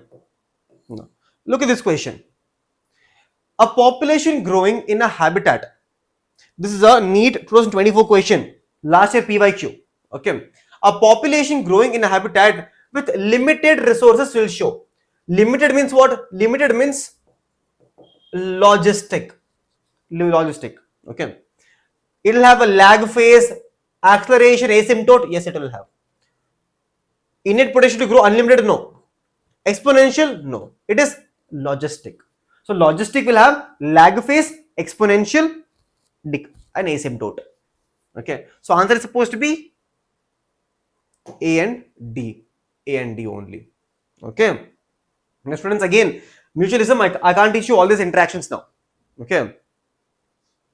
Now, students, I can't teach you this entire thing, very difficult. You have to learn on this one. Here you have to learn all the examples, specifically examples here. Okay. Now, for example, I'll show you this question. Tell me the answer to this question. Who can tell me the answer here? This is a concept which where we talk about predation. What are the methods used by prey to safeguard itself? What is it, students? For chemical defense against herbivores, calotropis has cardiac glycoside protection. Cardiac glycoside protection. Okay, look at this question. Which of the following statements cannot be connected to predation? Who can tell me? Cannot be connected to predation.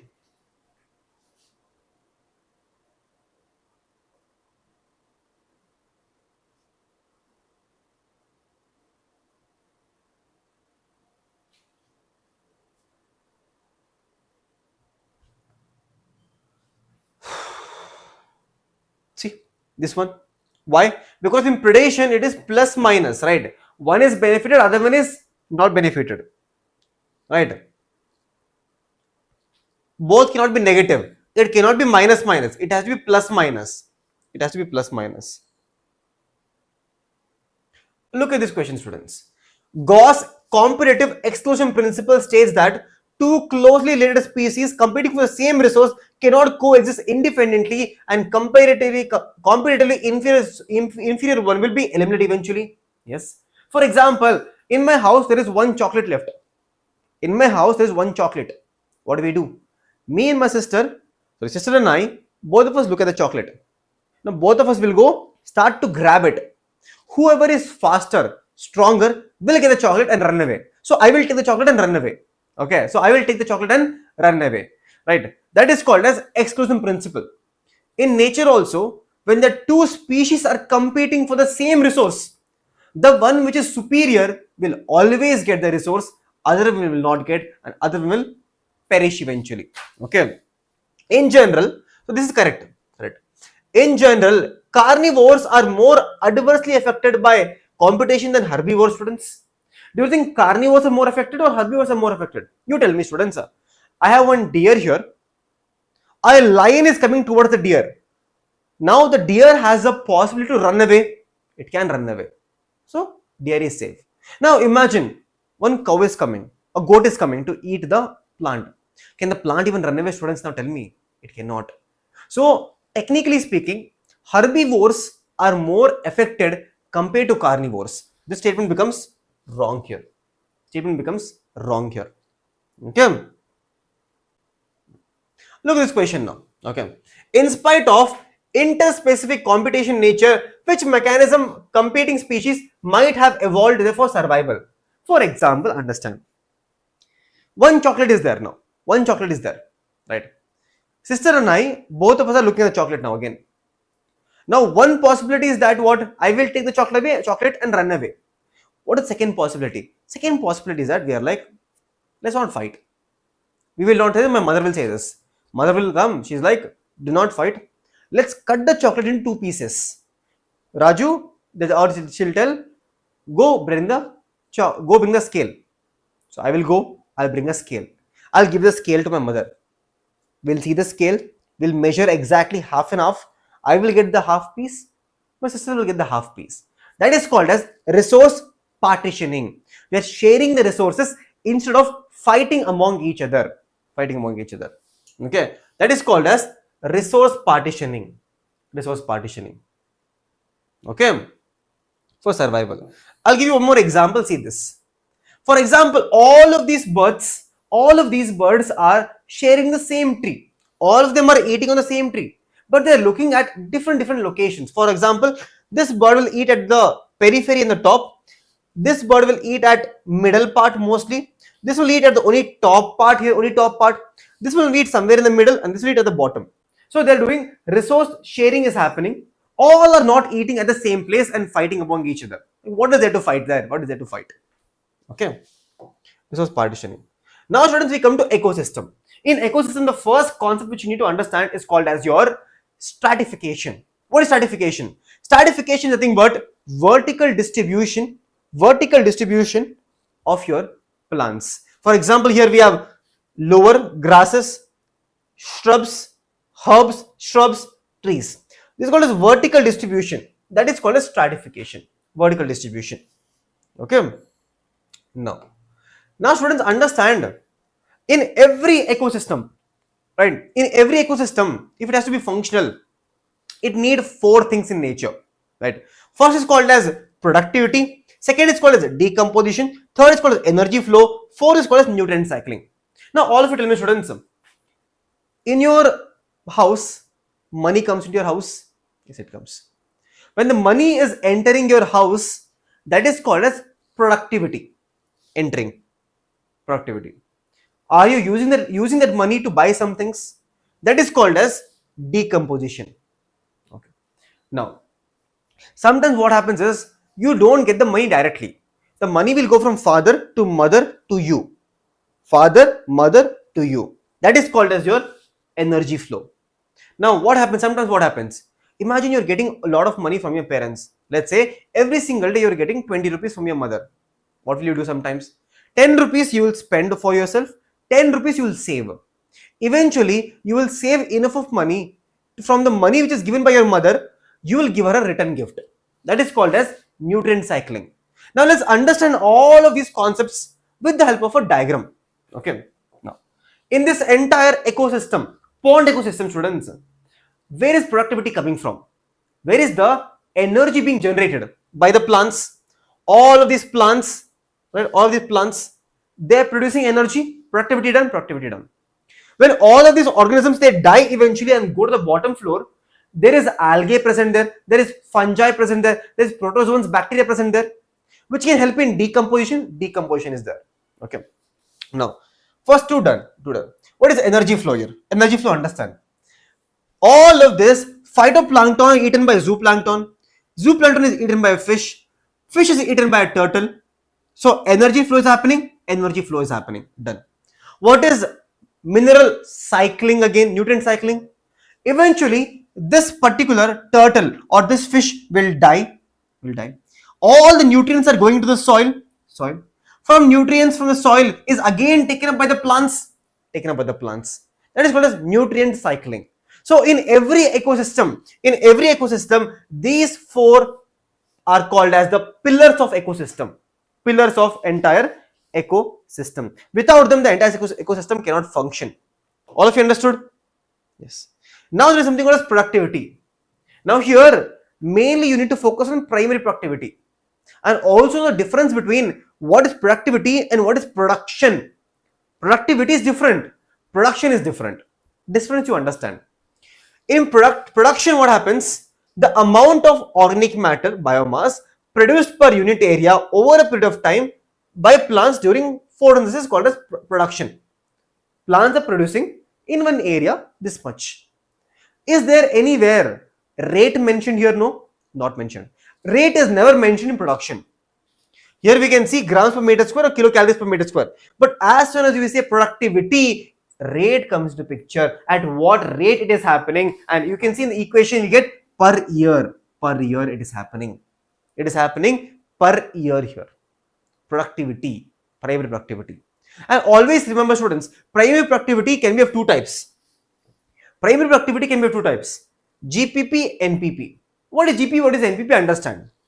GPP is nothing but gross primary productivity. Productivity or the energy produced by the plants directly. That is called as GPP. And this GPP, students, is used by the plants. It is used by the plants. Used by plants. That is called as primary productivity. Now, let's say one plant is producing 1000 kilojoules, 1000 calories of energy. Okay. Now, from 1000 calories of energy one plant is producing, right? Plant is producing this energy. Okay. Kilocalories or whatever, kilojoules energy is produced. Okay. Now, from this 1000, let's say plant is using 90% of it. That is 900 is used up. Remaining 10%, that is 10, is given to you. So whatever GPP plant is producing, it is using some for respiration, using 90% for itself only. Remaining what is left out, right? That is called as NPP, and this NPP is eaten by us. What we eat is NPP. We cannot eat GPP. Okay, what we get is NPP. So whatever plant is producing the food, plant is eating something for itself, using for itself, remaining part is given as NPP and we take NPP, net primary productivity. That is called as net primary productivity.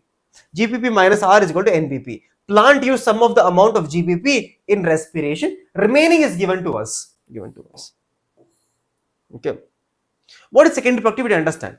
Now, for example, this plant is eaten by this animal, and this animal is also producing some productivity now. That becomes secondary productivity. Okay. Secondary productivity is the rate of formation of new organic matter by the consumer. If consumer is producing something, that becomes secondary productivity. For example, you eat chicken biryani, no. The plant is producing GPP, right? The plants are producing GPP. After using, we get NPP. This NPP is eaten by a chicken. This chicken is eaten by you, right? Now, what are we getting here, right?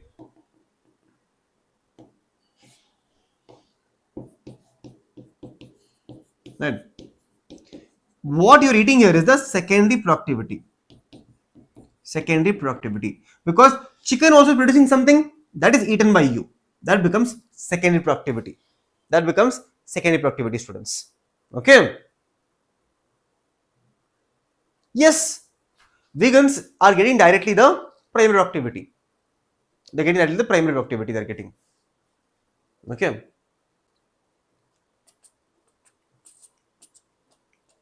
But why vegans will not get more energy is because this particular rabbit, is it eating only one plant?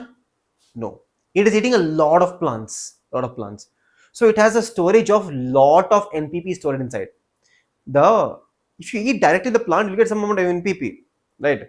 But this particular rabbit here, it is eating a lots and lots and lots of NPP. So it is a storehouse of NPP, students. That's why we get more energy from the chicken and the meat. Okay, crazy it is. Now, decomposition I will not teach you right now. Decomposition is very, very easy. What I should mainly focus here is this part. That is the properties of humus. Very important. Lot of PYQs have come from here. Properties of humus. Okay. Similarly, here you can see something called as factors affecting decomposition. Factors affecting decomposition. Let me just highlight some points for you which you can understand later on. Okay, see this. How does the influence? Okay, for example, in the detritus, if it is rich in, right, if it is rich in lignin and chitin, if it is rich in lignin and chitin, it will be very slow. It will be very slow. And if there is very low temperature, and there is lack of oxygen, again it will be very slow. Very slow. When it will be fast, if the detritus, if it is rich in nitrogen and water soluble sugar, it will be fast. It will be very fast. Again, if detritus is present in your warm temperatures,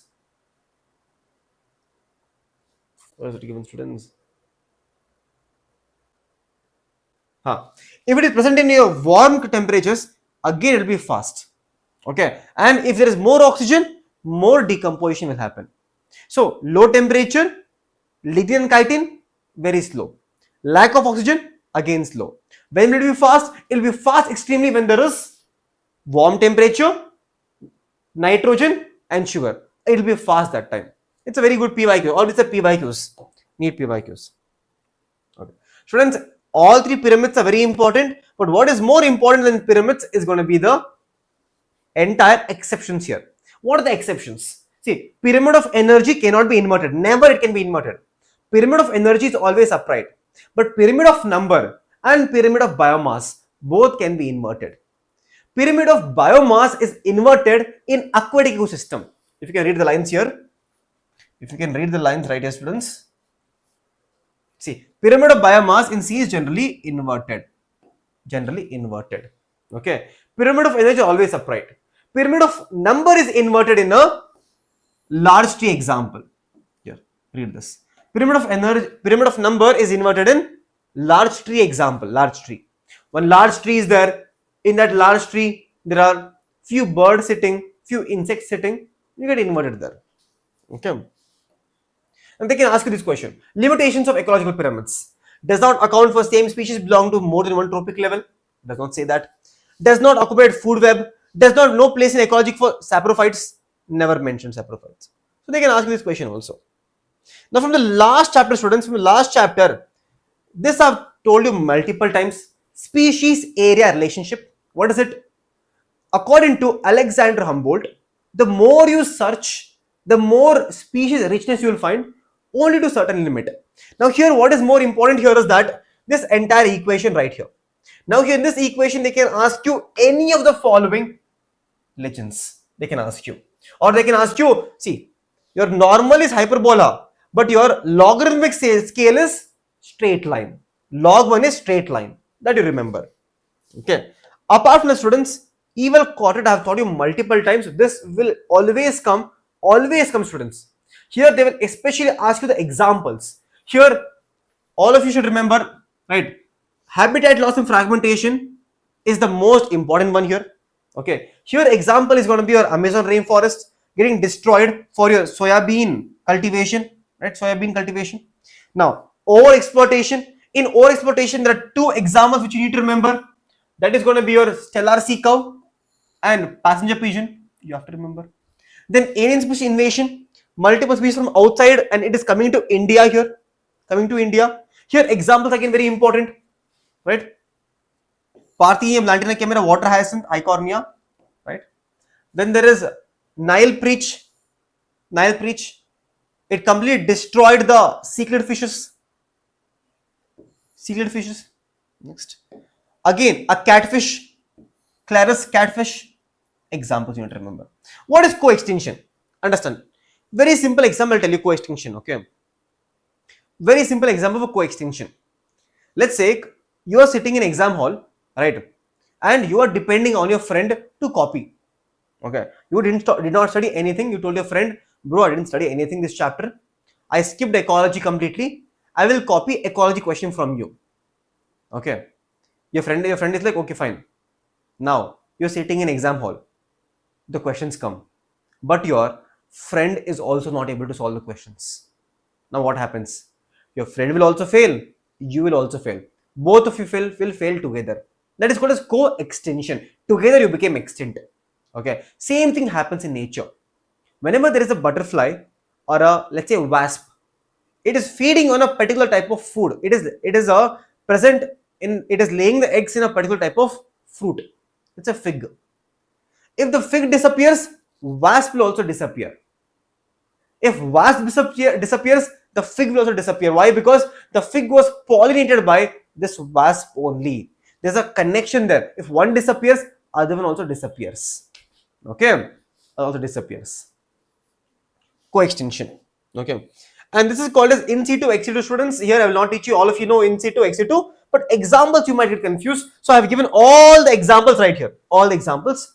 You don't have to get confused. Okay, all of you do not have to get confused at all here. Okay, no. How can they ask you a question? They can ask a question like this. They can ask you what is Z here, what is C, what is S here. All of you should know. Okay, or they can ask you a question like this. According to Alexander Humboldt, what happens? The species richness increase, but only up to certain limit. Okay, or they can ask you a question like this. Among the evil quadrant, which of the following most important cause? That is going to be fragmentation. Most important. Fragmentation. Or they can ask you, which of the following is or are causes of your biodiversity loss? You will tell me, sir, overexploitation, habitat loss, and fragmentation.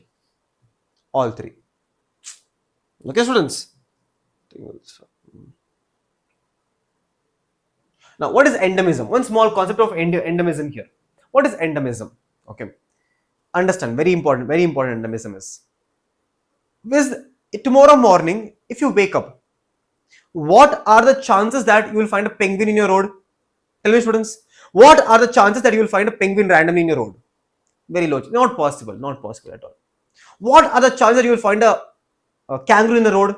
Not possible.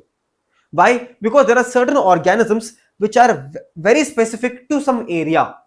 Kangaroos, Australia. Penguins, Antarctica. China, you will find all the pandas. That is called as endemism. That is called as endemism, students. Endemism. Species confined to that region only. That is called as endemism. That species is found only in one area. Endemism. Okay. Now, students, last concept for today, I will teach you what is called as Rivet-Popper hypothesis. Understand. Very easy to understand. Rivet-Popper hypothesis. Understand. Okay. According to Paul Ehrlich, okay. Imagine, students, all of you tell me in the chat right now. Somewhere in the world right now, one frog species became extinct. Some random frog species became extinct. Will that make a change in the world right now? Will that make a change in the entire world right now? Tell me. Randomly, somewhere in the world right now, one frog species became extinct. Will that make a difference in the world ecosystem? Probably not. Okay. Similarly, in this entire aeroplane, if I remove one nut, like for example, let's say Meghana goes in aeroplane, she will silently go and she will remove one nut from the seat. Will, because of that one nut removed from the seat, will the entire aeroplane go collapse? Not happening. Okay. Now imagine, one by one, all species start to become extinct. Will that make a difference? Yes, it will make a difference. Just like how if you remove one nut or bolt from your seat, will not make a difference. But imagine if I send all of you one by one to the same aeroplane. One by one you will go, remove one nut, keep it in your pocket and come out. Eventually what will happen? All the nuts will be removed from the entire aeroplane. Then the aeroplane will collapse. Now Paul Ehrlich is comparing all the rivet, the nut or bolt, to species. If you remove one species in the starting, will not make a difference. But if you keep on removing one by one, the entire plane will collapse. The entire plane here is nothing but the species to become extinct. Okay, it's coming out. The entire aeroplane is the ecosystem. Now you tell me, students, what if I remove one nut from the window? Dangerous now? Okay, imagine. What if I remove one nut from this aeroplane door only? Very dangerous. What if I remove one nut from this aeroplane exhaust, the vent thing, the aeroplane wings? Again dangerous. Because there are some nuts which are more important than other. Similarly also, in an ecosystem, there are certain species which are more important. So that they are called as keystone species. If these species are removed, the entire ecosystem will collapse. So rivet is the species, entire aeroplane is the ecosystem. Some special nuts are called as keystone species. If you remove keystone species, entire ecosystem will collapse. That is called as Rivet-Popper hypothesis. Now students, in this chapter, I want all of you to tell me, this is going to be your homework question. And all of these notes will be available on the Telegram channel. All of you Telegram, right? Basavaraj sir, biology. BSA, Basavaraj sir, biology. Here you will get all the notes. Okay. Now this is the homework question, because if you want to solve this homework question, you need to go to the last page of this chapter. Read that one paragraph where it tells you about your World Summit, Earth Summit, learn the dates, learn what they did that time, and solve this question also by then. And with that, your entire ecology is also over from my students. Done. Okay, so we have completed almost so many concepts in today's class, so many questions in today's class, and I'm very sure all of this revision of these concepts will boost your marks to the next level. Okay, if you have learned these concepts, I'm very sure your marks will go by at least 100 marks jump.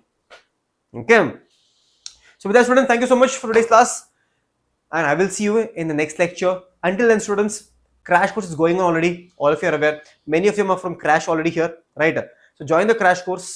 Join the crash course, and I'll see you there also, because there I'm teaching right now the entire cell cycle there. So I'll see you in the crash course. Bye bye. Take care until then, all of you, and have a great day ahead. Bye bye, students. Boy. Students, let me know in the comment section how was the class. In the comment section, homework question, and let me know how the class was. Okay.